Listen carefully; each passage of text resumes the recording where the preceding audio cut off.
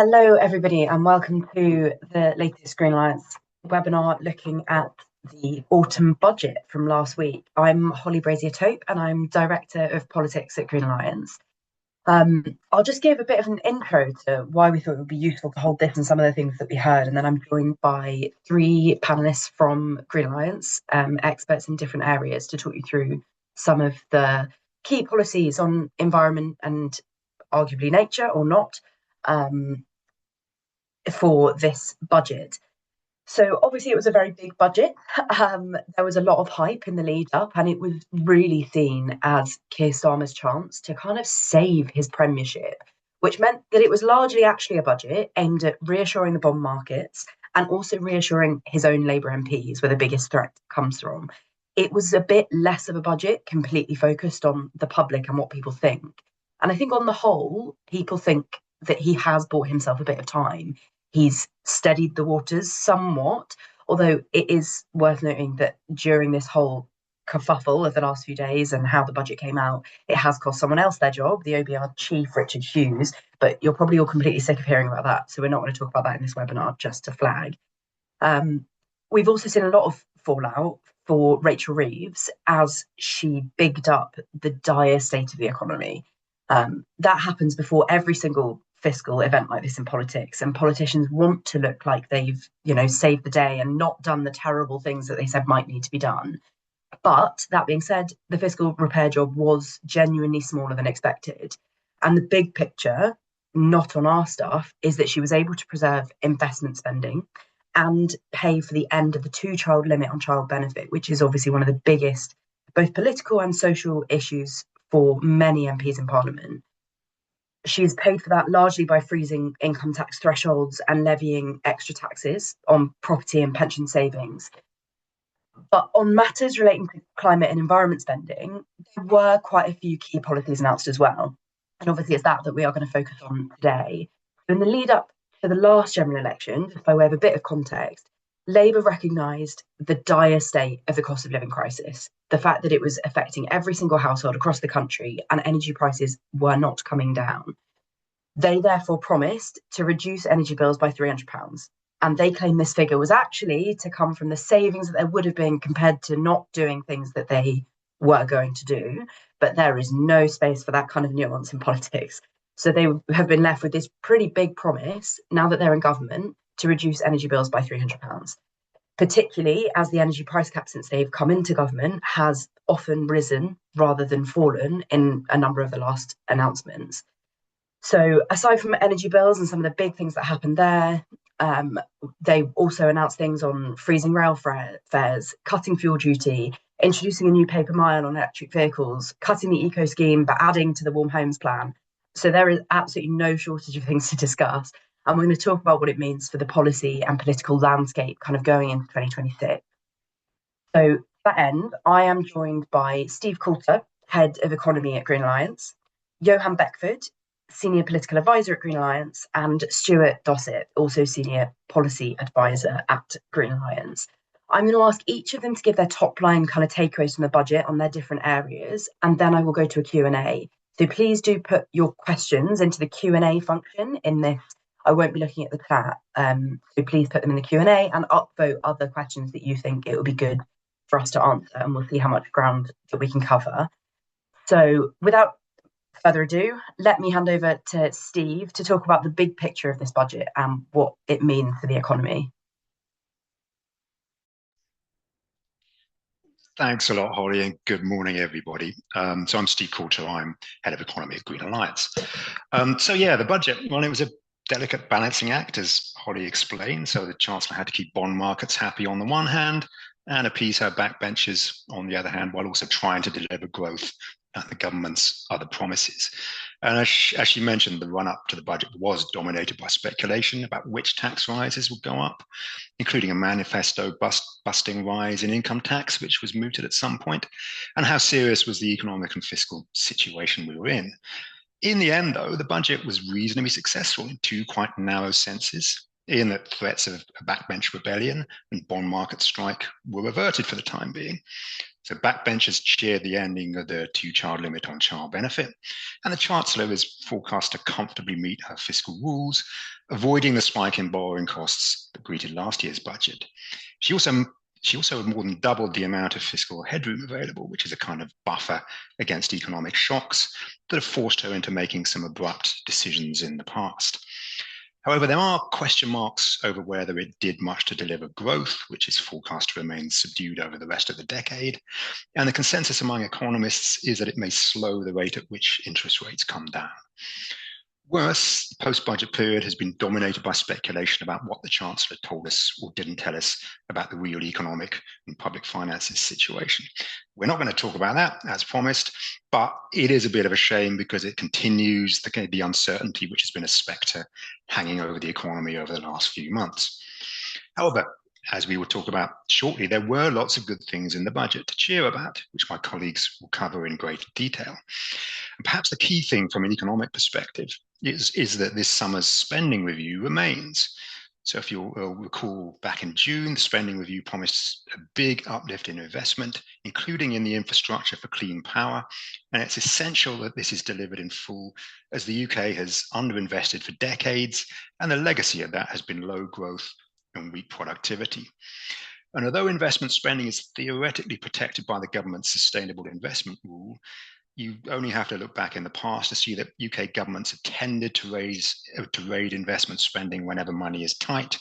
And so it was really good to see that the government plainly reiterated its commitment to its capital investment plans in the SR. There was also some more money for the British Business Bank, which invests in promising new technologies, and some tax relief for startups. So the main worry now is whether the government will be able to maintain this uplift in capital spending in the next spending review, which is due in around 18 months. Another key ingredient in the government's economic plan is the industrial strategy. And like a lot of commentators, Green Alliance is fully behind the industrial strategy as it gives a strong role to renewable power and clean transport and aims to deliver policy certainty to investors in these sectors. Again, there was nothing in the budget to undermine this and plenty that will help. I guess what was lacking in the budget for industry was much more word on what the government is doing to help industry with their fuel bills. Disappointingly, there was nothing much to help Britain's industrial sectors survive a challenging economic environment or assist with the transition to a greener economy. And there were no new policies in place to promote the circular economy either, despite the idea of this being very popular with voters and Green Alliance research showing it's actually very good for growth as well. So overall, there's no question that this budget brought the government and the Chancellor and Prime Minister some time. And there was plenty to cheer with the rest of us, albeit with some caveats. So overall, I'd say 6 or 7 out of 10.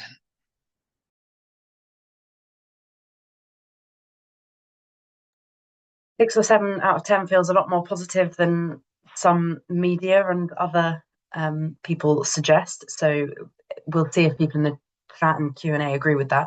I would now like to pass to Johan Beckford, Senior Policy Advisor at Green Alliance, to talk about some of the transport elements.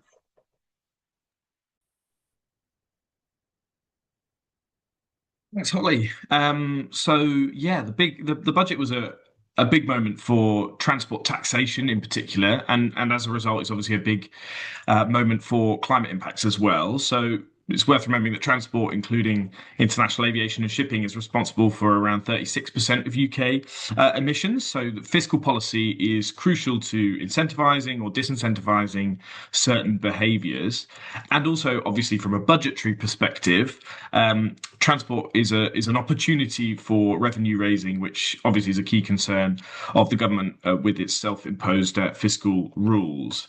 One of the big headlines really has to be around fuel duty. So while in the short term, the government has extended its freeze until September 2026, it has then pledged to change that over the next 6 months, reversing the 5p cut in the fuel duty rate that was first introduced by Rishi Sunak in 2022.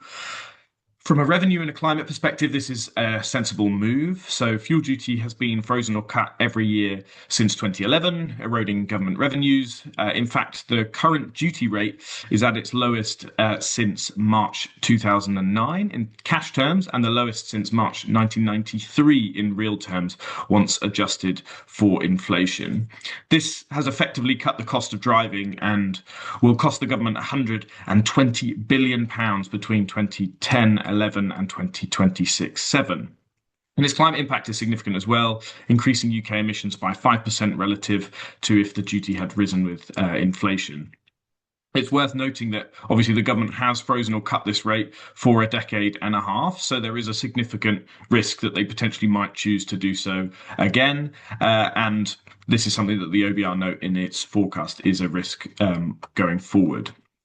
Clearly, in a cost of living budget, though, impacts on people's everyday costs are something that are very, very important. We shouldn't necessarily just dismiss fuel cost increases as insignificant for those who are trapped in car ownership. For those that need to drive, it is crucial, therefore, that innovative policy is used to reduce costs and to clean up the climate and to make sure those two things go hand in hand. So initiatives like Possible's Clean Cars for Carers, for example, are really well worth checking out if you want to see how we can support those who are trapped in vehicle ownership. On a cost of living note, it is really welcome, though, that there was the freeze that Holly mentioned in the introduction on rail fares, which is the first freeze that rail fares have seen for decades. And this is a really welcome move that will provide much needed relief for commuters and other rail travellers, and shows that the government is indicating its kind of preference for people to move towards rail travel where possible. But one of the biggest announcements in this budget really has to come with that new pay-per-mile tax on EVs, called the Electric Vehicle Excise Duty, or EVED, that's going to be introduced. So the 3p per mile charge for battery electric vehicles and the 1.5 pence per mile charge for plug-in hybrid models will now be consulted upon and is due to be implemented in 2028, with the OBR predicting the move will raise 1.4 billion in 2029-30 and 1.9 billion in 2030-31. It's important to note that the tax rate levied on EVs will still be lower than that of fuel duty for petrol and diesel vehicles, so they are still maintaining that kind of incentive to switch. However, this move will, I guess, undoubtedly lead to lower overall sales of EVs compared to a situation where it were not to be introduced. The OBR predicts that the EVED charge will decrease sales by 440,000 over the 5-year forecast period, which equates to roughly the number of EV sales that we're expecting to see in the UK this year. But by introducing the charge in 2028, there is a further risk involved with this move. The UK zero emission vehicle mandate will be tightening quite significantly at during this period. So there are some pretty significant jumps in the number of first-hand sales required for manufacturers when the EVED charge is set to be introduced, with just over half of new car sales needing to be electric vehicles in 2028, rising to 2/3 in 2029 and 80% in 2030. At the same time, the flexibilities introduced in that regulation to make those targets easier to achieve for manufacturers are going to be tightening as well. So denting the demand at that time could have a profound impact on the policy, which is identified as the biggest carbon emission cutter in the government's recent carbon budget and growth delivery plan. So whatever happens with the implementation of pay per mile, the government urgently has to hold on to its zero emission vehicle mandate, which is potentially something that could come further under fire if this has an impact on manufacturers that struggle to hit those targets in later years. So one of the things that the government can try to do is to boost the transition in other areas. And we did see a range of measures in the budget that sought to introduce or expand to offset the impact of the new EVED charge. This includes £1.3 billion expansion of the electric car grant on top of the £650 million funding it originally received when reintroduced earlier this year, and an extension of that grant to 2029-30. There's also an expansion of funding for charging by another £200 million, which alongside upfront costs often comes back as the biggest barrier to EV adoption among drivers. And it's announced that the increase in the threshold for the expensive car supplement, which is essentially a higher tax rate for premium vehicles, has been adjusted to account for higher average EV prices. Now, together, these measures, alongside some others, should, according to the OBR forecast, at least increase EV sales by 320,000. So the net impact of this plus EVED should be a reduction of around 120,000 EVs across the forecast period. Now, the key challenge here will really be about how those measures interact, whether the forecasts turn out to be correct. And now, obviously, analysts across the sector are looking at some of those measures to check the working, really. Some predictions say that actually the impact of pay per mile may be bigger. The Energy Systems Catapult, for example, suggests 500,000 fewer EVs on the road by 2030, which translates to an increase in carbon emissions of 4 million tonnes by 2035. Now, before I hand back to Holly, it is well worth noting as well that the higher rate of air passenger duty on aviation has been extended in the budget to all aircraft over a certain weight threshold to close a gap that existed where smaller private jets weren't being taxed. This is very welcome, and the increase in the higher rate from last year's budget is very welcome as well. But some of the anecdotal reports suggest that the private jet industry isn't really seeing the tax having much of an impact on demand for private jets. So from both a climate and a revenue raising perspective, there is a strong argument that those taxes could be further raised in future. Great, thank you so much. Quite a lot to digest there, I appreciate it. But if you have any questions or want anything clarified, please do ask in the chat. I would now like to pass on to Stuart Dossett, who's going to talk us through some of the energy, particularly implications of the budget. Thank you, Colin. Morning all. So I'm going to start with the energy bills, and I guess the headline here is that the budget delivered what will be £150 per year bill reduction for an average household, which is great news for starting to tackle the cost of living crisis and helping those experiencing fuel poverty to be able to heat their homes. Now, emissions from the power sector have fallen more than any other sector over the last couple of decades, and this starts to show that how power sector decarbonisation and bill reductions can go hand in hand. Now, overall, it is great to see the government starting to tackle the high energy bills, which are still about £470 higher under the price cap than they were at this time in 2021. So while it's great that they're starting to tackle it, there will still be more to do. So how was this £150 bill reduction achieved? There are three components that sit under that headline. So the first is that the government is going to remove 75% of the renewables obligation levy, which is a legacy levy that helped to fund offshore wind in its early stages back in the early 2010s. And this will cost the government about £2.3 billion per year, and it will reduce an average bill by about £88. Now, they have confirmed that they're going to do this for 3 years, which takes you through until about April 2029. So there is a question as to what happens at that point, whether they continue to fund that or whether that money will move back onto funding from consumer bills.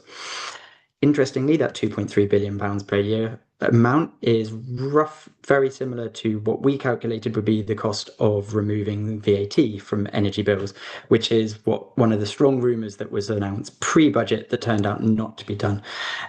Crucially, removing this levy from energy bills was a key Green Alliance ask, and the reason we felt this was a better move than removing VAT from energy bills is because it has the same overall impact on household bill reductions, but that money comes off electricity bills, not off electricity and gas. So crucially, it can start to correct that imbalance in the relative price of electricity and gas that will make a heat pump more appealing, and I'll come back to that in a moment.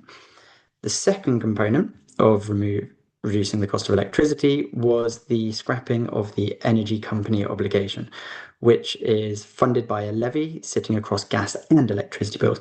Now, the removal of this levy and the ending of that scheme will save households around £59 on average per year. But again, eco is something I'll definitely come back to in a moment. And the final money to round out to the £150 reduction was a £7 reduction in VAT payment. Because of VAT is paid on the entire bill, the bill has been reduced by removing those two levies consumer bills, therefore VAT is correspondingly lower. Crucially, as I mentioned, this package means that more money is taken off electricity component than the gas component of a household bill, which is key for the decarbonisation effort and making a heat pump more attractive than a gas boiler. But I'm sure plenty of you will notice there is a sting in the tail here. The levy that funded eco means that removing the levy that funded eco means that the energy company obligation no longer has funding and it will cease from April 2026. Now, the energy company obligation is a government energy efficiency scheme that was designed to tackle fuel poverty and help to reduce greenhouse gas emissions from domestic buildings. Although it has been poorly delivered, and there is a National Audit Office report that shows just quite how extensive some of the problems with the latest iteration of that scheme was, Eco 4, it does mean that the government now is left without a large-scale fuel poverty alleviation scheme. Now, in order to offset some of that loss, the government has put up £1.5 billion of new money, not funded from consumer bills, but funded from government spending, that will feed into the Warm Homes Plan, which makes that overall package increase from 13.2 billion up to 14.7 billion. But on the surface, it is an overall reduction in the amount of money that is available to government to help improve the quality of our homes. And so one of the key things that we're really going to need to see is how the government sets out how energy efficiency upgrades will be scaled up in the Warm Home Plan before we start to see job losses in the retrofit sector due to the uncertainty, and homes are left cold, damp, and hard to heat. And in combination with the Warm Homes Plan, we need to see in the fuel poverty strategy exactly some clarity as to how the government is going to meet its fuel poverty targets for 2030. The final component that I just wanted to highlight was that there were many rumours ahead of the budget that in order to fund the energy efficiency improvements with the loss of eco, that the boiler upgrade scheme, which provides grants to households to install a heat pump, was going to be scrapped. But we didn't actually see that. And what we therefore see is a continuation of the boiler upgrade scheme up until the 2030 end date.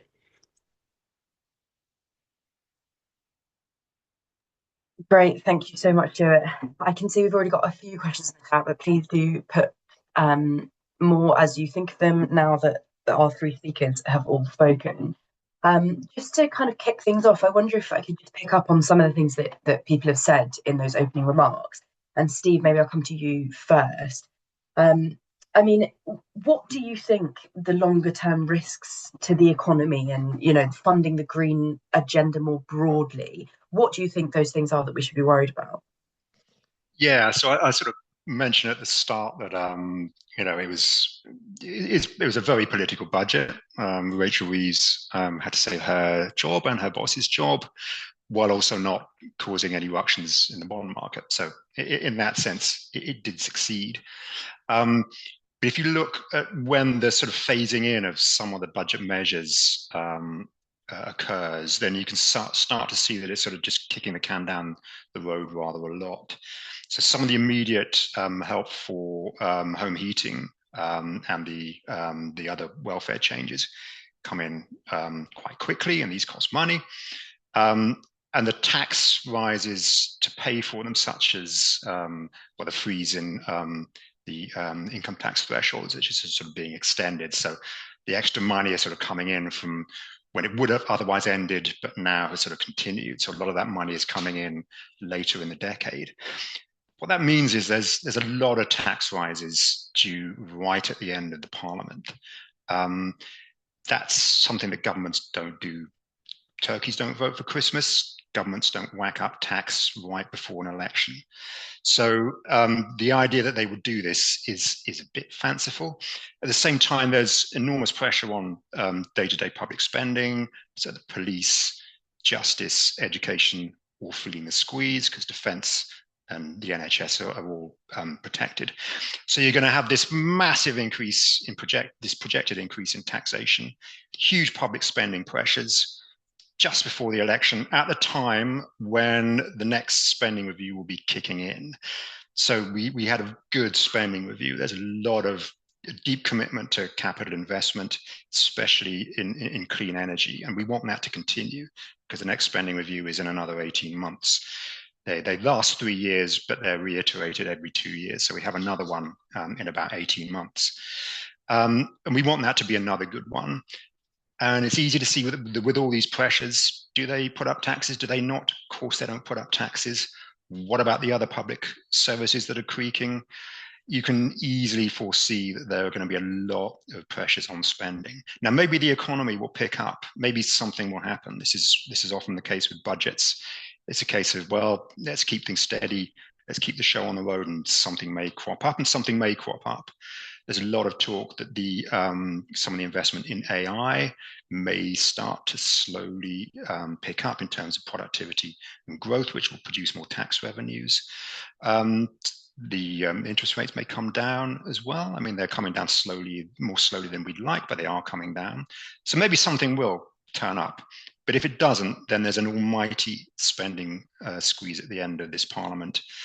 And I think the idea that we can continue with very sensible and very generous green capital and spending, I think that will come under really serious threat for the next spending review. So that's the long-term risk of this budget. It hasn't really solved everything. It's sort of kept things on the road. It's not really solved everything in the long term. Really interesting. Johan, I wonder if I can just come to you. I mean, obviously there were some quite big things announced in transport, right? But they are quite complicated. And do you have a sense of how the government could possibly implement something like a pay per mile? How it will be tracked, how it could be targeted, and also how worried should we be about the interaction with the ZEB mandate as one of the crucial things to delivering on transport decarbonisation?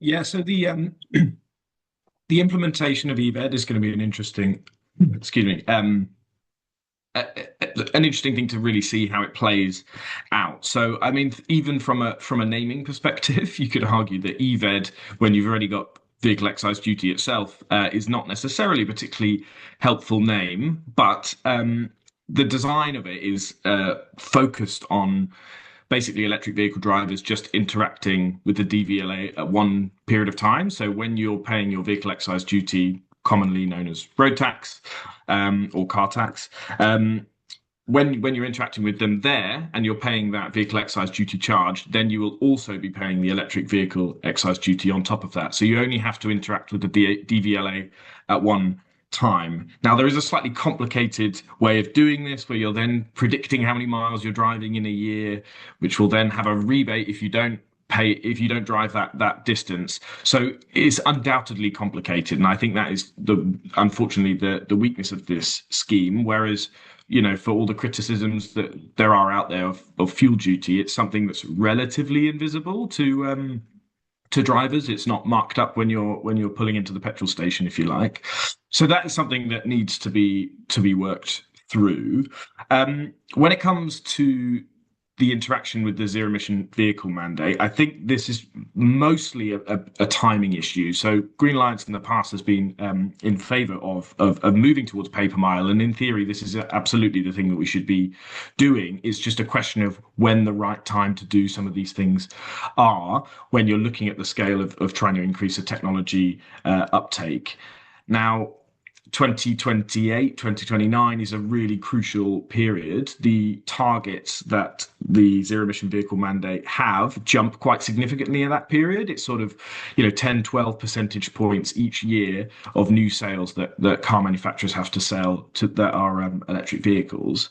Now, if then suddenly demand is being sucked out of the market at that time, then it's going to be much more difficult for those manufacturers to hit those targets. Now, I don't think that it's going to be impossible for them to do so.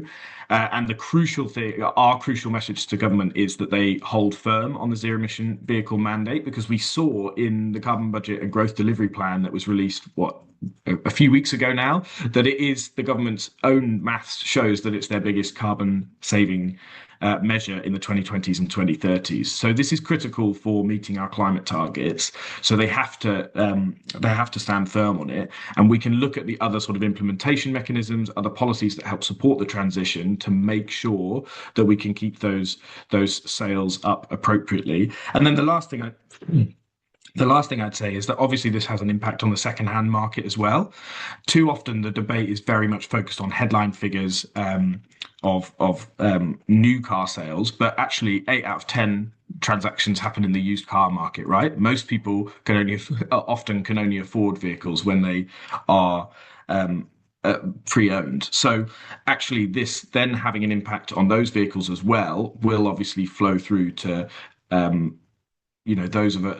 those people further down the income spectrum who are looking to benefit from the transition to electric vehicles, the maintenance costs that are lower, etc., and benefit from clean driving are obviously going to be impacted as well. So that's something we need to think about. Excellent, thank you, and welcome to our fourth panelist. Johan's very friend in the background. I hope other people weren't too distracted as well. Can I just come to you, Stuart? I mean, obviously you talked through a lot of the things on energy bills, and we've got some questions in the chat, so we can go into that in a bit more detail. But I wonder if you could just speak a little bit to, obviously it wasn't actually directly related to the budget, but it did come out on the same day, about the government's new position on oil and gas and licensing in the North Sea. I wonder if you could give us a brief explainer and some of your top thoughts on, should we be feeling happy? Absolutely. The government sneak out on budget day the pithily titled North Sea Future Plan for Fair, Managed and Prosperous Transition. What that means in practice is it's the government's plan for how the North Sea oil and gas sector is going to operate over the coming years and how to ensure that goes through a managed period of transition so that jobs and supply chains and businesses are not just left in the lurch, but that there's an orderly transition and nobody gets left behind. So the headline I would give here, I guess, is that this documents out what is probably a world-leading commitment from a major oil and gas producing nation. So actually, there's some pretty good news in there. And the reason I say that is because the government has followed through on a manifesto commitment to ban new licenses for exploration for oil and gas in the North Sea, which is fantastic news. There is a small nuance to that in that what the government has done as part of ensuring that there is this managed orderly transition is make an exception for what are known as tiebacks. And so this is where there is oil and gas that can be extracted that sits within a 50-kilometer radius of existing production sites. And now this is all about helping to manage those fields for the existing lifespan. To give a bit of context as to the likely size of those tiebacks, I believe Uplift have projected that there is a maximum of 45 million barrels of oil equivalent, so oil and gas, that can be extracted from those tiebacks, but that's the absolute maximum. And for context, the Rosebank oil field that is still not approved, it has about 500 million barrels of oil equivalent, so more than 10 times the size of these tiebacks. There were a couple other items that were within this plan. So one is that there will be no new onshore licenses for oil and gas, so we can say goodbye to fracking once and for all. And the objectives of the North Sea Transition Authority, the regulator for the North Sea, were updated. So previously the the NSTA, as it is known, had a primary objective of maximum economic recovery. And that means that it needed to ensure that as much oil and gas as possible were extracted from the North Sea. It still has that objective in practice, but it now has two equally weighted objectives that sit alongside that. So the first is assisting the government in meeting its net zero ambitions. And the second is ensuring that there is a just transition within the North Sea so that no workers are left behind as we move away from that sector. The other part that I guess I'll just flag is that there is what is known as the Energy Profits Levy, which is a tax that is applied to oil and gas companies that was put in during the gas price crisis when energy bills were sent spiraling because of the skyrocketing price of gas.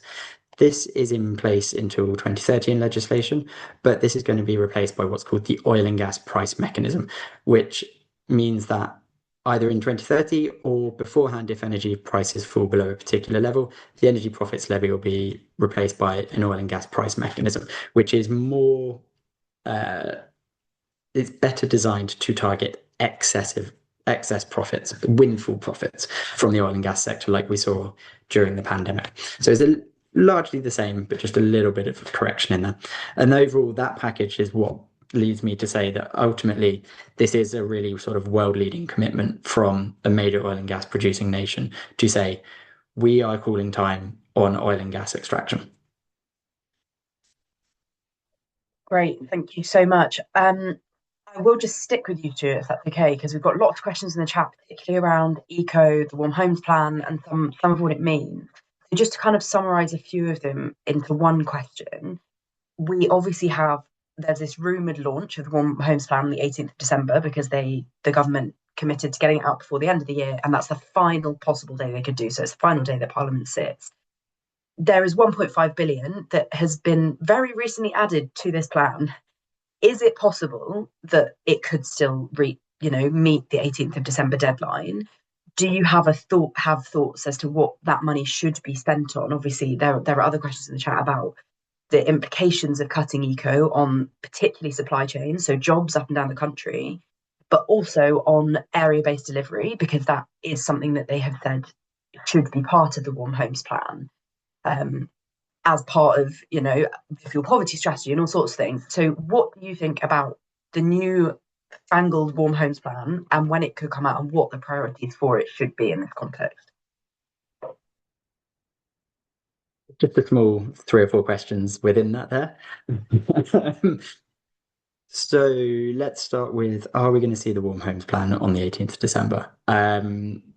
Who knows, quite frankly. It does give it reminds me of my approach to essays during my school days of let's rush it all together and get it out on the last day. But that's not actually the case. The Warm Home Plan is something that has been worked on for a long time. It's not just being cobbled together in a week following the budget. But obviously, there are some relatively substantial changes with the loss of the energy company obligation and the additional 1.5 billion that is being added in as government spending to, in part, make up for the loss of that 6.4 billion of funding from eco. Will we see it on the 18th of December? Hopefully. I think it is really important that the government gets this out quickly. As I mentioned in my intro, with the loss of eco, there is significant risk of the retrofit sector seeing quite significant job losses due to that uncertainty in the funding environment. So getting that out is really crucial, but it's also really crucial because there are an awful lot of homes that can be helped through, that were going to be helped through eco that now won't be, and needs to be helped through the Warm Homes Plan. The 1.5 billion added, and can that make up for that loss?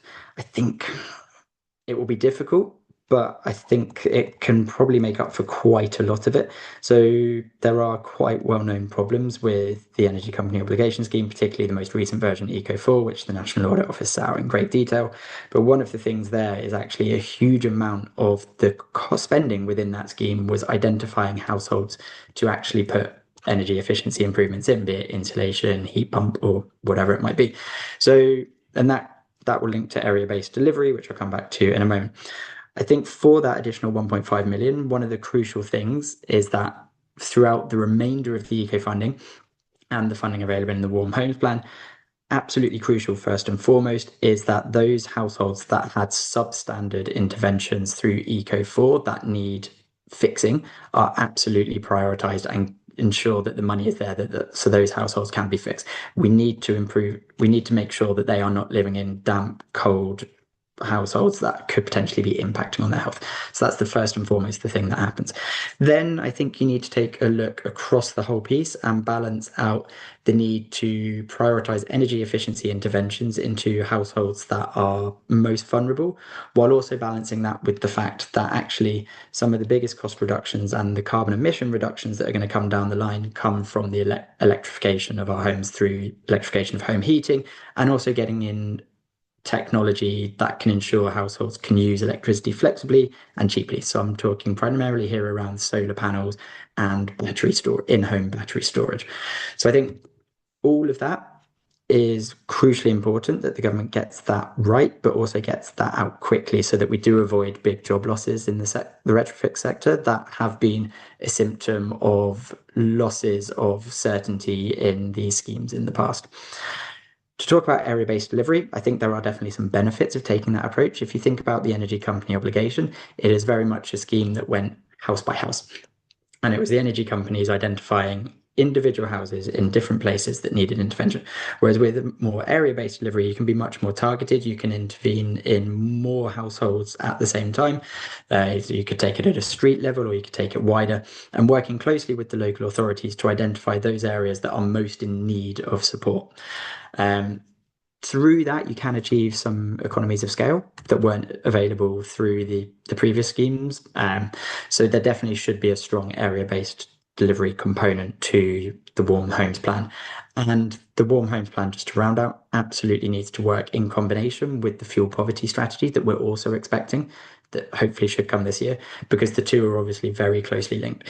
By improving our households, by bringing down the cost of electricity and installing heat pumps, those three things in combination are going to be key to how we improve the quality of people's lives, reduce the health impact of poor quality housing, and help to meet our climate targets. Very comprehensive, thank you. We've had quite a few questions on different areas of transport in the chat. So just to come to Johan with two questions.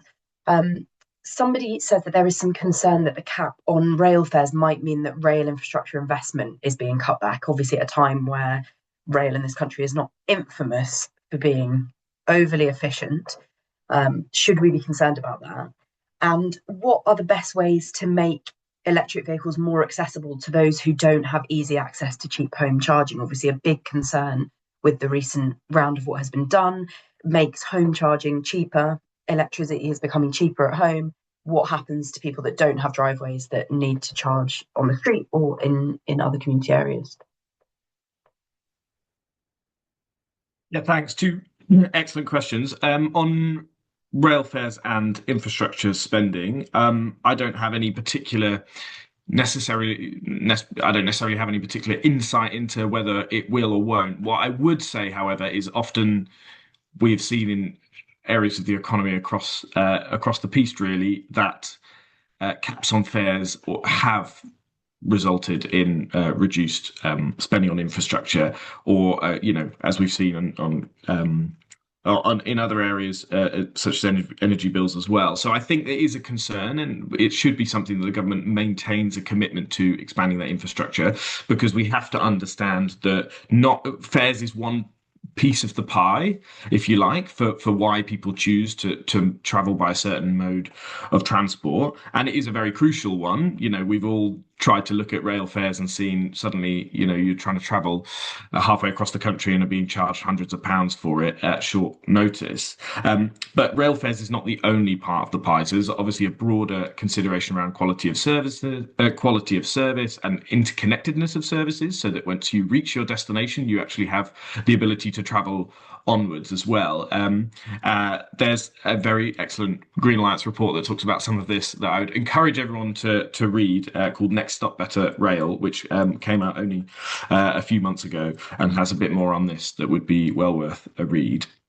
When it comes to electric vehicles and increasing accessibility, I think this is a big potential risk of this policy in terms of the broader fairness implications. Now, you can really benefit from some really good EV charging related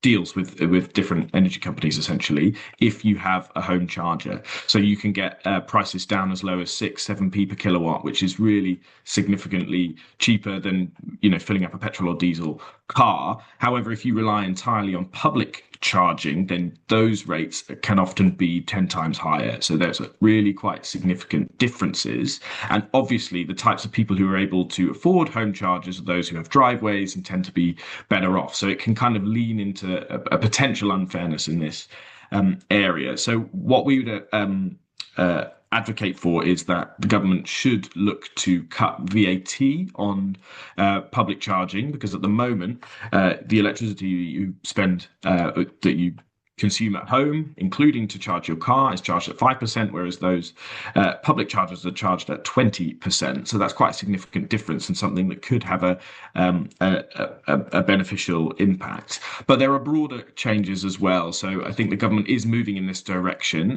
looking at options around cross-pavement charging that's done in a fair and accessible way, because obviously running cables across pavement isn't always particularly accessible for those with disabilities, but there are means of getting around this, either by cutting gullies or putting protective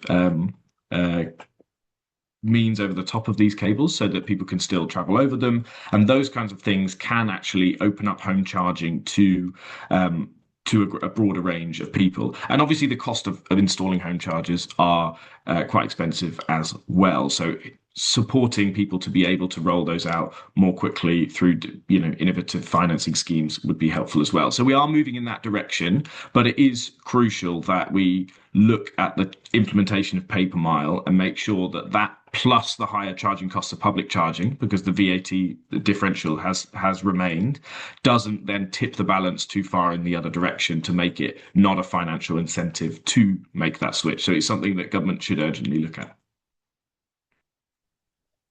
Excellent, thank you. Just to say, there was a question in the chat about whether there was anything in the budget on nature. We have scrambled around within Green Alliance and also with the wider sector to talk about what there was on nature, to see if we could have one of our panelists talking about it. And the fact that there was not enough for a panelist tells you everything you need to know, I think. There were very little on kind of the things that we would have liked to see on natural capital, on fast-tracking nature recovery, the fact that, nature underpins our economy. So just to flag that there was very little, and actually the environmental improvement plan that came out yesterday was sort of the alternative answer to that, but we did not see it reflected in the budget. There are quite a lot of questions on nuclear in the chat and more broadly on policy costs. So obviously the moving of policy costs into general taxation is quite a big deal, and they have, the government have addressed energy costs by saying, bills will go down by £150. There is still £150 that they have pledged, whether they meant to or not, by the next election to reduce those energy bills further. There are a number of questions saying that should all policy costs be lifted off electricity costs permanently if we're going to reduce consumer bills and make heat pumps cheaper to run? And the fact that there is very little on the burdens of nuclear policy costs in particular, and people highlight that both Martin Lewis has started to highlight this, but also that Greenpeace have got a campaign about moving nuclear to a regulated asset base model to try and reduce consumer bills as well. So I wonder if we can take it in two separate kind of questions. So Stuart, if you could answer the question as to whether other policy costs could also come off it, and Steve, also to bring you in on, this felt fairly unprecedented to do already in terms of, energy policy over the last couple of decades. Do you think that doing this further is even vaguely in the realm of possibility, or do you think we're just dreaming? Stuart, shall I come to you first? Okay. So there are still a range of policy costs on there, and I might I'll split them up slightly. So some of them I think we should be moving. And I'm going to slightly jump ahead to what I would like to see in a future budget potentially. But the renewables obligation has a counterpart for solar, which is called the feed-in tariff. And that's about £20 per year on a household electricity bill. I think that there's a strong argument for that, again, moving into government spending. This is a scheme that will, along with the renewables obligation, will have wound down by 2037. So those costs are disappearing, but they are still there at the moment. And the renewables obligation and the feed-in tariff in combination were adding over £100 to a household bill. I think it's absolutely right that those get moved into government spending, because those were legacy schemes that are no longer open, that were designed to help solar and offshore wind technologies mature to the point where that scheme was then replaced by the Contracts for Difference scheme, which was very targeted at taking the costs of those technologies down, which it's been very successful with. So I think there's a strong case for taking those. There are other policy costs on bills that I think are probably on balance appropriate to be paid for through an energy bill. So the Contracts for Difference, for example, seeing as I mentioned it, that is a scheme that brings new offshore wind, which is the cheapest form of electricity generation, onto the grid. And that is already showing that it is bringing down the cost of electricity. I think it was about £25 per megawatt hour reduction in the wholesale cost of electricity in 2024 from the offshore wind that we have on the grid versus a world in which we hadn't had it there. So I think something like that, where it is demonstrably improving and reducing the cost of the system, I think that is appropriate to have that policy cost on an electricity bill. And let's not forget, actually, during times of high electricity prices, those contracts for difference were paying back direct into consumers. So it's not a subsidy. It's a mechanism that was giving a reduction both in the cost of the energy, but also then the contracts for difference paying back. There are, however, a number of new levies that will be coming on in the coming years. And I think there was a commitment in the budget that was sort of lost in a lot of the text that the government will be scrutinising every single new potential cost that might be added into an energy bill. I don't know whether things that have been proposed to go on but haven't yet come into force will form part of that. But I think it's absolutely right that the government, as part of probably its clean power mission, is taking that overarching view of where are all the costs coming onto bills, which of them are appropriate, which of them actually should be managed elsewhere and funded either through government spending or through another mechanism. Great, thank you. I mean, Steve, from the other side of it, do you think the Treasury would be willing to? I imagine there was a bit of a battle that happened to take some of this into general taxation. They already had a way of funding, certain policies through energy bills. So to then bring it into general taxation and increase the burden on what they have to pay for centrally, is that a big deal? Do you think there is still scope that they would be interested in doing that further, or do you think the fiscal situation is such that would be very difficult? Yeah, thanks, Holly. I think Stuart answered it pretty well. I mean, but yeah, I mean, just to give the Treasury view, yeah, they'll be very miffed about this. I think up until now, there's been this assumption that market mechanisms can deliver.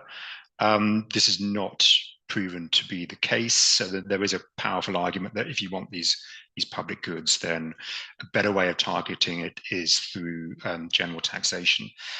Treasury view will be that, we should have stuck with markets. There were a lot of pressures on general taxation, and this will add to them. And this then, I think, in a sense, politicizes them, because I said it earlier, there are a lot of competing demands on tax revenues, a lot.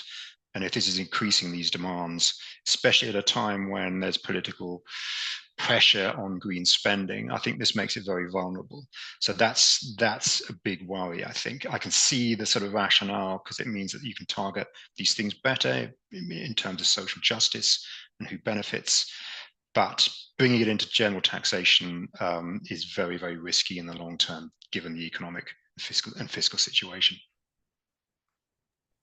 Great, thank you. I like to end these webinars on a positive note, if I can. So bear in mind that Steve gave this, a 7 out of 10. But my last question is going to be, what is the one thing each of you would like to see in the next budget that wasn't in this one? Stuart, would you like to go first, given that you've given us a hint of your answer? I'll let go first, not particularly, but I will go first. So I think in the next budget, I would like to see a commitment that the renewables obligation, so 75 government spending is covering 75% of the renewables obligation at a cost of £2.3 billion per year up until April 2029. I would like to see that extended to 2037, which is when the last of the contracts in the renewables obligation scheme will have ended, and be expanded to be the full 100% of that, along with also the feed-in tariff being taken into government spending. That currently adds about £20 per year to a household bill. So I guess a little bit more and a little bit longer on what has been done would be my ask. Excellent. Steve? Thanks. I gave it 6 or 7 out of 10. So I was a bit ambiguous. I think, look, next time, let's just please have a budget with no leaks every day, no impromptu press conferences early in the morning that are then contradicted a couple of days later. I think we don't need to see the inside of policy making, of technocratic policy making. It's worse than sausage making. It's really, really unnerving for us and investors to see how this stuff's really done. So please, just a normal budget with no leaks beyond the necessary, and we eagerly anticipated on the day, and none of the sort of drama we've had for the last 6 months. That would be my Christmas wish. I wholeheartedly agree with your Christmas wish. Johan? So, I mean, I guess I have a slightly boring answer in by talking about paper mile and much of what I covered earlier. I think it would be prudent for the government to push back the implementation of paper mile from 2028 to the next parliament in the early 2030s, just because we'll get to a stage then where the electric car market will be much more mature. So the ZEV mandate will be targeting 80+% of new sales, and I think government figures suggest around a fifth of all cars will be electric vehicles. So I think that's a better time, that's less sort of critical on the S curve of technological uptake, if you like, for that policy to be implemented. But on a more sort of interesting and fun part of things, I would really like to see the bus fare cap to be cut, so that the government showed a really sort of powerful message on public transport, as well as increasing premium flyer taxation on private jets and on first and business class flights. So it shows that, you know, those who can pay a bit more for that privilege. Dream big. That's an excellent end. Thank you so much to all of the panelists for talking about the budget. If you have any further questions or thoughts or ideas that you would like to share with us, then please do get in touch. But thank you so much for joining us for this webinar talking about the budget. We'll see you next time.